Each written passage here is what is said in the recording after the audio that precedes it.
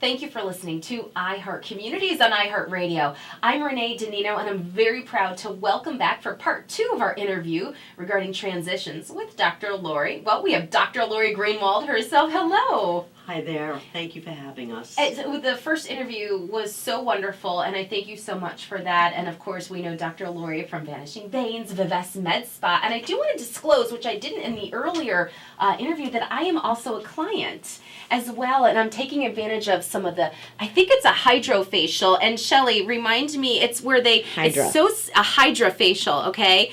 If you've never had a hydrofacial, I went home literally that night with no makeup on. I drove in a car with no makeup on, and I got home, and the first thing my husband said to me was, "Oh, your face, it looks like you're glowing." What man says that? I don't even know where he got glowing from, but ladies. Good husband. Good husband, number one.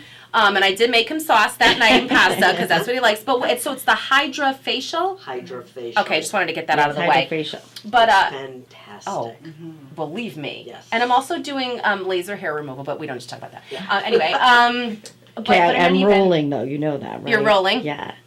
Do you want me to? Take 2! No, I'm just kidding. And we're rolling our interview right now, and I do want to talk about transitions with Dr. Lori. And so I want you to visit transitionswithdrlori.com and at mycommunityaccess.com. I know I'm throwing a lot at you, but I'm going to have links to everything in case you didn't get it. You can hear our first interview with Cynthia, and before we get to the fabulous Judy Kirkpatrick, I do want Dr. Lori to remind people about transitions and what this program is and how it helps women. This is the first time I've ever done this program called Transitions, and it actually came from my own personal experience when my daughter was getting married and I became the mother of the bride. At our weddings, the mother and the father walked down the aisle, and that's when it hit me all of a sudden. It hit me how old I was, how old I felt. I thought I looked terrible, and then I started looking at dresses, and yes, there are chiffon dresses on websites. Yeah, you broke that news last interview, and I think people are still in shock. But Dr. Lori, let me interrupt you. You're a leading woman in the industry here in Connecticut. You do procedures, you see women, all kinds of patients, I should say men and women really, on a daily basis. You give them their confidence. Even you had some doubts about yourself. Is that what the real eye-opener or waking moment was? Yes, I think you hit it on the head, because inside I felt very different than how it was coming out on the outside. I thought that I was going to look like this old lady, sort of far older than I was, and I have my own business. I have a family. I take care of my semi-adult children. I am vibrant. I am empowered, even though I don't believe it. I know I am. And then I said to myself, if I feel this way, thousands and thousands of women just like me feel the same, if not worse. And they don't have to. I said before, we don't have to take it. We don't have to grow old and just sort of wither away. We are a generation of independent, vibrant women filled with life and ideas, and it is not middle age. We are at the height of our life. And that's what brought on Transitions. Transitionswithdrlori.com. I really encourage anyone listening right now who feels that they have something to contribute to society, but maybe because of stereotypes or the people in your office or the people in your family, because I've seen other family members sort of talk down to people who get to a certain age or don't appreciate the knowledge that you might have. I really want people to check out what Transition is. This is not an ad or an infomercial for Dr. Lori. This is for Transitions with Dr. Lori. Something different, something unique that, we're not selling anything. We're talking about lives and changing them and empowering them. And I really would like to bring on Judy Kirkpatrick right now, who is, we're already decided we're going to cry, so everyone just get ready. Judy, remind us of your age again. I'm 57. And you are, first and foremost, before we go any further, a cancer survivor. So we need to have a round of applause in this room. But no one, you know what? I have a lot of friends who are survivors. I had my surgery when I was 20. My grandmother was a 2-time breast cancer survivor.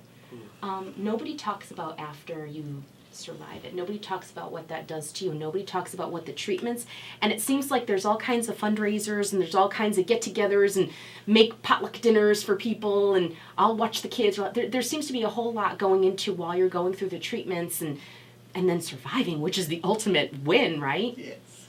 But then something happens afterwards where people sort of forget that you're left with your life now and it's going to be different, right? Right. And we need to take care of you. Is the treatments that you had changed your physical appearance? Yes. I feel like they made me age a lot quicker than what I normally would have. And just looking in the mirror every day made me feel old. And also at your son's wedding, Yes. when she looked at the pictures when her son got married, and that's when it hit her how much the cancer had aged her and taken years away from her. Yes. It was hard looking at those pictures. You know, of course, I enjoyed looking at him and his new wife, but looking at myself was difficult. And you have accomplished so much in your life. You've done and gone through so much. Can you just sort of give everybody a bullet point of your resume? Just a quick one. Come on. Well, I think the top one is I was mayor of a small town in Texas. Well, I mean, you don't have to throw in small town. You could just say mayor. I was a mayor in a town in Texas. And, you know, that's pretty awesome. When did you come to Connecticut? I came to Connecticut about 2.5 years ago. Okay. And now you have a wedding. You're getting married. Your daughter's now getting My married. daughter is getting married. And you said to yourself, I'm not going through those photos again like I did with my son's wedding. No, I did not want to look the same. I want to look young and vibrant and like I'm alive.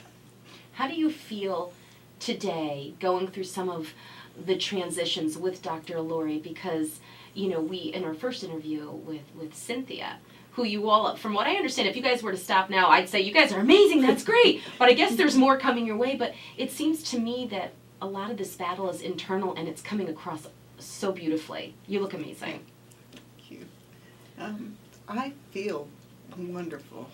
I feel so much better every time I look in the mirror now.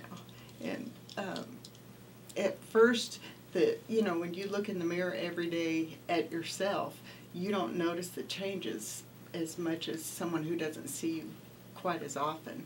And there was one day that I did like a collage of pictures from me when I started, and then things that we did during and then after.